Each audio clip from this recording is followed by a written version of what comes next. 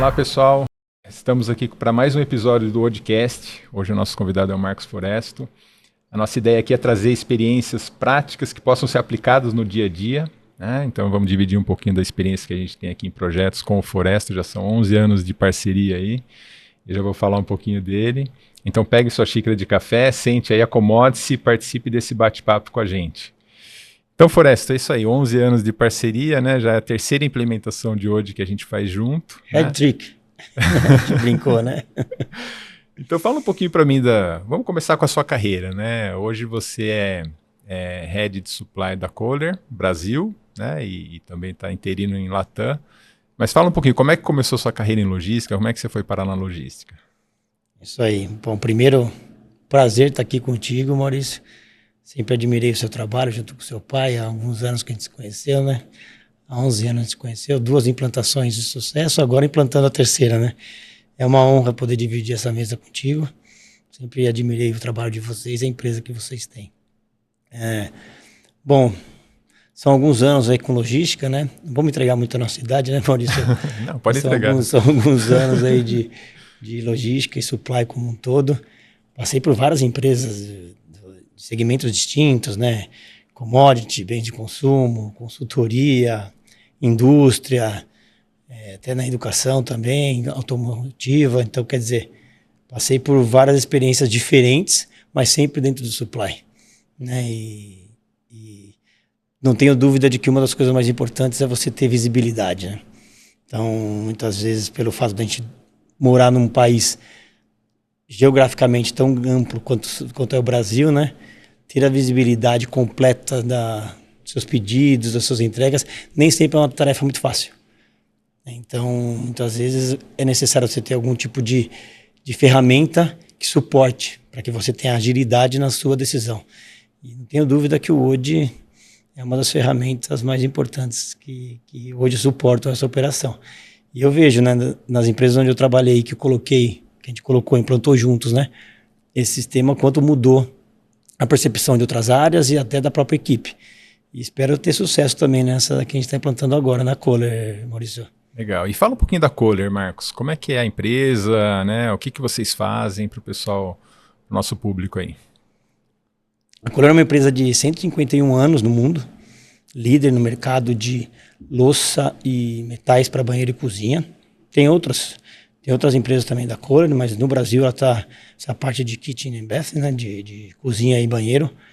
Temos uma fábrica em Andradas, no sul de Minas. Está no Brasil há 10 anos. Tem a marca Kohler e marca Fiore, né?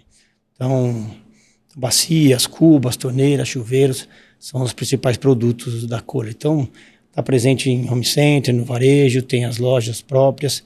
Tem as lojas que a gente chama de KSS, que é Kohler Signature Stores, que são lojas que são parte dela dedicadas à Kohler. Leva a marca Kohler com produtos Kohler para o mercado e está distribuída no Brasil. Hoje tem cerca de 20 lojas distribuídas no Brasil e tem um crescimento interessante. E nessa parte de supply não é diferente, né? O desafio é realmente a gente começar a profissionalizar essa parte, tanto de planejamento, disponibilidade de produto, importações e distribuição. E aí é onde entra a parceria aí com vocês aqui. Eu queria também agradecer aí as palavras, né, e dizer também que a recíproca é verdadeira. O legal de você ter tanto tempo trabalhando junto assim, né, em empresas diferentes, em projetos diferentes, é que a gente vê a evolução do profissional, Marcos. E uma das coisas que me chamou muito a atenção nesse nosso projeto mais recente é que, assim, foi diferente dos outros, né? Como você falou, os outros 2 foram de sucesso também, esse também está sendo, não tenho dúvida que vai ser, mas são coisas diferentes. O mundo está mudando e a gente está aqui trabalhando para evoluir, né? A gente vê muito claramente no seu trabalho essa evolução, né? Você chega numa empresa, você encontra cenários diferentes e tem que se adaptar, né? Então, nós já trabalhamos juntos em projetos onde você já tinha uma estrutura mais otimizada. Quer dizer, trazer ganho de uma estrutura otimizada, ao meu ver, é mais difícil, né? Porque você tem um ajuste fino e o ajuste fino é mais caro e ele é mais difícil de achar oportunidade. E outros projetos você chega, você tem mais oportunidades, né? E aí você consegue, a partir daí, buscar alternativas. Como é que é isso para um head de supply que chega numa companhia nova e fala, cara, deixa eu mapear por onde eu começo. Eu fico curioso para saber como que você faz. Tem total razão, né? Muitas vezes parece ser mais fácil quando já está uma estrutura estável, né? E é mais difícil você, de fato, trazer um projeto novo, né? Você fala, pô, vou inovar numa empresa que já está bastante estável, né? E quando você vê o contrário, você olha para o mato alto, né? Você fala assim, pô, eu tenho oportunidade para todos os lados. Por onde eu começo? Então, eu acho que um diagnóstico preciso é muito importante. Então, você olhar que realmente você tem gaps em diversas áreas ou ausência de sistema, de ferramentas, tal, e você saber onde realmente você deve investir energia, tempo, equipe, sistemas, etc., é algo que é delicado. E, de fato, você tem que ser bastante assertivo, né? Tem que ser cirúrgico na sua decisão.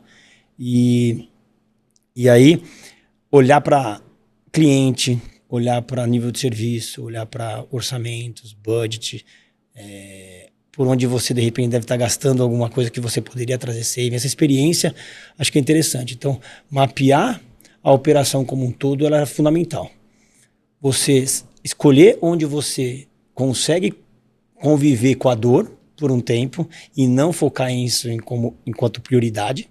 E onde você vê que existe uma dor que ela é mais latente e ali você precisa, de fato, ter um investimento no curto prazo. Muitas empresas, acho que a maioria delas hoje já tem esse mindset muito mais de vender para o cliente através do cliente, dependendo se você é um omnichannel ou não, né? Se você vende para um varejista ou um distribuidor, etc. E depois chegar para o cliente final. Então, esse entendimento do mercado, olhando para o cliente, faz você, de repente, já ter uma visão, um diagnóstico focado nisso. Olha, deixa eu ver minha última etapa da minha cadeia. Eu consigo fazer um pouco de colocar energia no começo da cadeia, mas eu também olho para o final da cadeia. Quando você entra com um sistema como hoje, que é de previsão de entrega, de tratamento de ocorrência, de possíveis devoluções, etc., você está colocando um mindset de cliente na sua equipe. Então, esse engajamento, esse senso de responsabilidade, esse senso de ter um nível de serviço esperado, né? O cliente tem uma expectativa, né? Principalmente olhando para o pós-venda. Eu estou realmente vivendo os meus valores que eu prego enquanto empresa? Pô, isso é importante. Então, se eu trago uma visibilidade diferente do que eu tinha até então, faz total diferença. Então, quando você olha para o diagnóstico, voltando para o diagnóstico, onde você começa? Minha sugestão, onde dói no cliente? Primeiro lugar, se você olha que isso está doendo no cliente, então coloque isso como prioridade. Tem outras demandas dentro de casa e aí você pode, de repente, mapear e colocar para ser a segunda fase, terceira fase. Mas olha para o seu cliente em primeiro lugar. Ali, com certeza, vai ser, se não for o primeiro, vai ser o segundo, terceiro ponto para você atacar. E é muito legal esses papos porque, né, eu acho que, de novo, a ideia é contribuir com ações práticas. Acho que todo mundo vive isso no dia a dia, né? E aí, quando você começa a mapear, eu não gosto muito de usar o termo dores, né? Mas quando você começa a mapear as oportunidades, as dificuldades, né? Que são, né, um foco de melhoria, né? Normalmente o pessoal, dependendo da cultura da empresa, tem um pouco de receio. Não, né? E não quer olhar muito para aquilo, mas é lá que tem que olhar, né, Marcos? É o que você está dizendo, o diagnóstico, não é? E como é que é? Tem essa resistência? Você sente isso ainda ou hoje isso já está mais superado? Como é que você vê esse ponto de achar os pontos de dores ali para levantar? Eu acho que depende, viu, Maurício? Acho que tem equipes e equipes, né? São equipes diferentes, acho que até empresas, às vezes tem umas empresas que são mais burocráticas, né? Eu, particularmente, nesse momento, não tenho esse tipo de resistência, muito pelo contrário. Tá fácil, né? A gente conversou um pouco sobre isso, né? Nós tivemos um recorde de tempo de implantação, né? Quando você fala num projeto novo, uma empresa que realmente corre na veia essa questão de inovação, de trazer ações e processos diferentes do atual, facilita. Se você trabalha numa empresa nesse formato, acho que facilita muito. E manter a equipe engajada, né, Maurício? E o engajamento não necessariamente ele está na convivência só, né?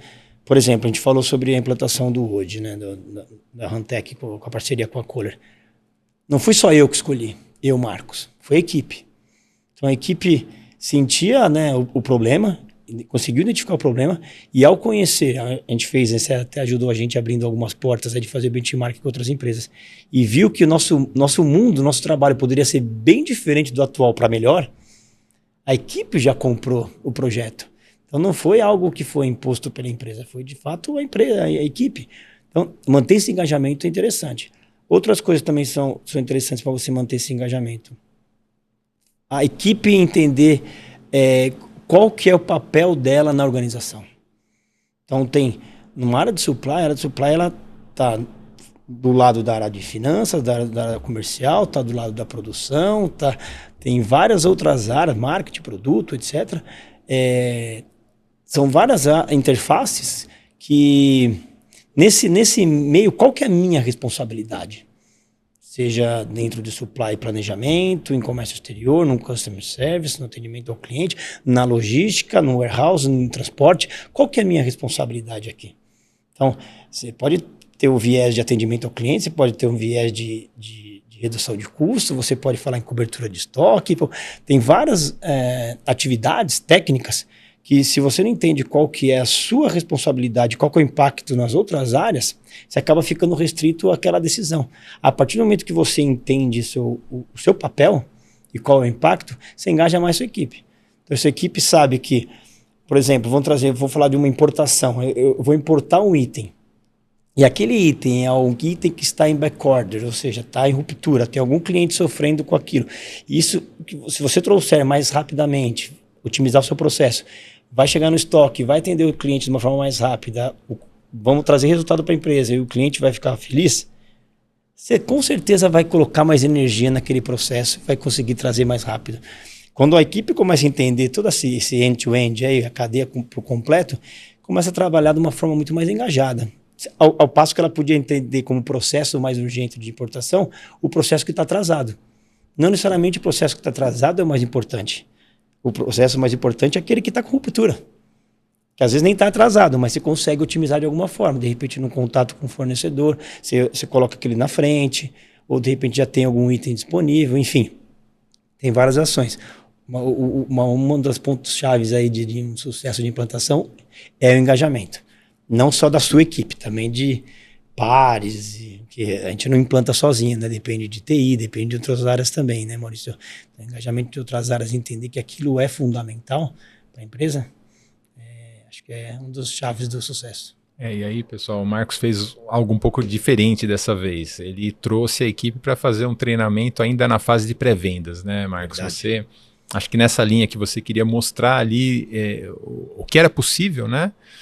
E você já tinha mapeado as oportunidades, estou entendendo isso, né? Que você já tinha mapeado as oportunidades e estava trazendo o time para convencimento. Olha, tem essa ferramenta, vejam como ela é na prática. E aí a gente praticamente fez algumas sessões aqui no nosso showroom de demonstrações, de testes, de exercícios, até o time falar, cara, vi vantagem. E aí aconteceu um fenômeno, né, novo, né, nessa última implementação, que nós dois praticamente fomos, né, surpreendidos pelo Go Live, né? A gente esperava que ia haver um plano do Go Live e de repente, Marcos, você sabia que deu Go Live? Cara, é mesmo, deu, né? E a gente foi surpreendido, né? Brincadeiras à parte, mas foi mais ou menos isso. O Go Live aconteceu, meio que os times se entenderam e implementaram, né? E aí como é que está sendo? Porque o time trouxe para a gente essa maturidade, do tipo, não, a gente deu Go Live na fase 1, a gente tem uma fase 2, a gente aprendeu o mínimo, agora a gente vai já trazer algumas vantagens, alguns benefícios, quer dizer, eles tá muito claro a linha do tempo para eles, né, do futuro, pelo menos nas conversas que a gente tem. Como é que está sendo isso no dia a dia? Eles já estão conseguindo gerar relatórios, indicadores? Como é que está esse relacionamento com ferramentas? Mudou alguma coisa? Já é perceptível ou não? Primeiro, falando sobre a implantação, de fato, a gente foi surpreendido, né, positivamente, né, Maurício, de fato. E que legal, né? Isso eu achei muito bacana. Até você me perguntou, né, qual que é o sucesso. Eu acho que para mim o maior sucesso foi eu não ter me metido, sabe? Deixa o pessoal tocar.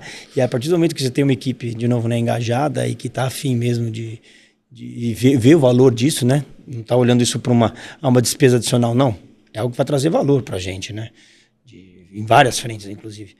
Eu acho que a equipe comprou o projeto e tocou com excelência. E viu que poderia fasear mesmo as entregas, né? Eles já estão utilizando a ferramenta, acho que nesse momento é um piloto, né? É o primeiro mês. Então, as transportadoras estão, né, se familiarizando. Na semana passada, a transportadora principal, nós temos várias, mas uma delas, né? Já estava com essa questão de como é que vai ser o equipamento, com celular, etc., para os motoristas, etc. Já estavam se preparando, né, para ter essa informação de uma forma mais rápida. Hoje eles utilizam uma central, né, então a informação vem pela central, a gente já tem informação, coisa que a gente operava na neblina, né, olhava só muito próximo, né, não conseguia ver um pouquinho mais para frente. E a gente está com alguns monitores para colocar para o pessoal, então, quer dizer, acho que a implantação está indo super bem. E a ideia é que a gente consiga o primeiro relatório fechamento de janeiro. Então, fechamos o mês, sexta-feira, semana passada, né? Então, a ideia é que a gente já tem um relatório, falar assim, como é que está a nossa performance? E nossa performance, você sabe que não é só de entrega, né, Maurício? Quero saber quantos pedidos, quantas notas fiscais foram emitidas, como é que se eu estou centralizando ou não, se eu estou pensando em algum projeto de calendarização, por exemplo. Eu tenho certeza que o UD vai evidenciar. Eu emito, não sei, vou chutar, é hipotético isso, 10 notas fiscais em dias distintos, mas estou entregando uma vez só. Por que eu não otimizo isso e faço uma calendarização para algumas regiões ou clientes, enfim? É algo a se pensar e com certeza vai trazer ganho para a gente. Eu me lembro da primeira implantação que a gente fez lá atrás, você falou o seguinte para mim, Maurício, você falou assim, Forresto, não se assuste com o número de ocorrências. É que elas já existem, só que você não vê. E eu acho que isso vai acontecer com a gente agora. A gente vai se assustar com o número talvez de atrasos, de entregas que são fora do nosso lead time, e isso para a gente vai ser, num ponto de vista, você pensar que tá ruim, não, agora eu começo a ver. Então agora eu me antecipo frente ao meu cliente, ao invés de muitas vezes eu acabo recebendo a reclamação, ao invés de agir antecipadamente, ou até pensar numa forma diferente de trabalhar naquela região, né? Esse trabalho de melhoria contínua, eu acho que, eu sempre falo aqui, é uma das partes mais, não sei se mais importantes, porque você tem que ter uma boa base, né, de dados para você poder trabalhar melhoria, senão você tem o risco de trabalhar em cima de uma base instável e não sólida, não é também, você pode tomar uma decisão errada. Mas para quando você tem, né, como a gente falou, você começa a ver as ocorrências e é natural, no primeiro momento o número aparece, né? Então, às vezes ele aumenta e você fala, nossa, aumentou? Não. Tô vendo agora, né? Tinha algumas que você não via. E aí você consegue, a partir daí, fazer um processo de PDCA, de melhoria contínua. E você faz isso, né, muito bem, e olha, e faz essa análise, tem essa disciplina operacional, né? Agora, um outro ponto que me chama a atenção é a questão das equipes. Você citou aqui na nossa fala 2 ou 3 vezes as outras áreas, né? E você é uma pessoa que vende isso não só para, né, para a sua área de logística, de supply, mas você também vai no comercial, traz o comercial, traz financeiro, traz todo mundo para a operação. E os papéis e responsabilidades. Me interessei também em entender um pouco mais como é que faz essa divisão. Isso é uma coisa que gera tanta polêmica, né? Não, isso não é comigo, isso não é com aquele e tal. Me fala um pouco da sua experiência nesse trabalho de triangulação, de envolver outras áreas, Forresto. Eu acho que assim, né, Maurício? Acho que você trabalha com isso e eu gosto de trabalhar nesse formato também as conversas, elas não podem ser subjetivas, né? Então, quando você é chamado para uma reunião ou nem que seja uma conversa a respeito de algum tema específico, é importante vocês falar de quanto que eu estou falando aqui, do que eu estou falando, né? Às vezes você pode trazer alguma informação, nossa, está com muito problema, muito quanto? 2, 5, 10 mil, diferente, né? E isso representa quanto? Quanto isso é representativo?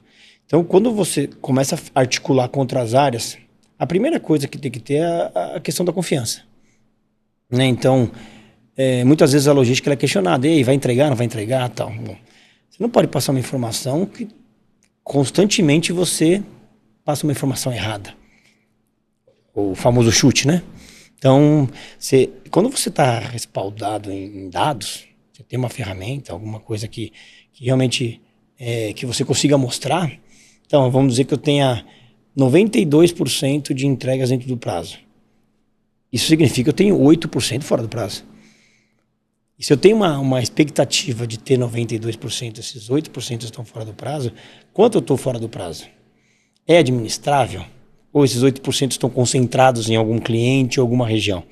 E, de repente, o comercial, o ruído que tem de outra área, tem total razão. Então, agora, se você tem só 8%, aquele cliente foi afetado em um caso isolado e foi de 2, 3 dias, eu me comuniquei com o cliente, então eu tô pensando nos dois extremos, né? Aquele que eu erro constantemente, aquele que eu erro de vez em quando e no erro eu consegui me antecipar. Eu tenho que pensar num modelo ótimo. Então, muitas vezes, quando você recebe uma informação, mesmo que com emoção, muitas vezes sem os números, tem alguma coisa ali. Então é legal você investigar e trazer para uma realidade. Tá bom, faz sentido, isso realmente é representativo. Então você começa a criar esse relacionamento com as demais áreas. Peguei o comercial como exemplo, né? Mas você pensar na área financeira também, se você entregou ou não aquele item, isso vai de repente no resultado da empresa, a entrega. Você tem um comprovante. Hoje o Word, ele é uma ferramenta, em algumas empresas, né, que eu já passei, o Word é a ferramenta que fala sobre o Revenue Recognition. Então você tem lá reconhecimento da receita feita na entrega, no modelo CIF, e o Word é a ferramenta que suporta. Então tem a confirmação feita. Aí você tem um outro indicador que as confirmações das transportadoras devem ser feitas no D0 ou no D+1. Então, eles têm até um dia para passar essa informação, ou seja, 2 dias, 3 dias depois, no máximo, do que a entrega for realizada dentro do prazo, você sabe se aquilo foi entregue ou não, se teve algum tipo de problema. Então, aí começa a ter um relacionamento bom com as outras áreas, e aí eles começam a olhar para um sistema como esse e falam, pô, tem uma oportunidade ali também. Aí tem um mar de oportunidade, né, Maurício? Não você já foi comercial ou não? Nunca. Não? Sério? Não. Você lida com uma tranquilidade com essa coisa que parece que você já viveu ali as dificuldades. Porque, né, isso é maturidade, né, Foresta, de saber que, né, como você falou, né, tem alguma coisa ali e entender também, né? Então eu achei que em algum momento você tinha passado por essa cadeira comercial, né? Sabe que muitas vezes eu quero implantar, não estou fazendo isso agora, mas eu quero fazer, visitar clientes. E é legal você já ir com a informação. O próprio cliente não sabe. Você chegar para o cliente, você falar seu nível de serviço, como ele está, seja ele bom ou ruim, porque você tem que trazer também quando o seu serviço está ruim, e você falar o que você está fazendo para aquilo melhorar, primeiro você traz uma confiança para o cliente, que ele fala, pô, eles estão olhando para mim. Ele sabe quantos casos eles tiveram esse ano, quantas vezes entregaram bem, quantas eles não entregaram mal e não entregaram bem, e para onde eles querem ir. Você imagina para o cliente, ele vai falar, pô, eu fico confortável. Tem um fornecedor que está me tratando com carinho. E não olha para mim como, né, como é que está o dia a dia? Não, eu sei, eu estou com as informações aqui. Então você vai até o cliente e aí você fala de um pedido específico que está em andamento, por exemplo. Coloquei o pedido, você fala, eu sei, o número 1, 2, 3, 4 foi faturado tal, a prazo de entrega tal. Então ele fica muito mais seguro. E você vai com o comercial essas jornadas ou não? Todas as vezes que eu fui sempre com comercial. Eu já fiz alguns encontros aí que quando tem, dependendo do tamanho do cliente, né, que pegam os key accounts, tal, eles têm uma área específica da logística, aí não precisa da interferência do comercial. Mas na maioria dos casos que você tem empresas que são menores, né, os clientes são menores, aí você vai com o comercial. Porque eles acabam trazendo outros assuntos, né? Estar próximo do cliente é um diferencial, você tem que estar sempre próximo, que a dor está lá, é lá onde, apesar da dor não ser, né, a melhor palavra em alguns momentos, mas é ele que está ali com o cliente final, se pensar num intermediário, né, num varejista, é ele quem vai dizer se o produto está chegando de uma forma adequada, se ele está conseguindo colocar o produto na gôndola no momento certo, ele está com o sellout na mão, né. São muitas dicas, vocês estão vendo aí, pessoal. Acho que tem, né? Se a gente olhar com carinho aqui, são várias dicas práticas para o dia a dia, né? Por isso que é legal, né? Desse bate-papo. Agora, vamos falar um pouquinho de futuro, né? Então, assim, você vem fazendo um projeto faseado, né? Uma coisa que foi pensado ali para trazer um ganho rápido. Então, eu queria que você falasse um pouco dessa escolha das prioridades, né? E depois, o que você tem em mente aí para esse ano de 2025? Como é que... Eu acho que a escolha de prioridade é uma coisa também que a gente estava batendo papo aqui, você estava falando um pouco de como que você faz, né? Acho que é um tema legal também para dividir. Isso aí.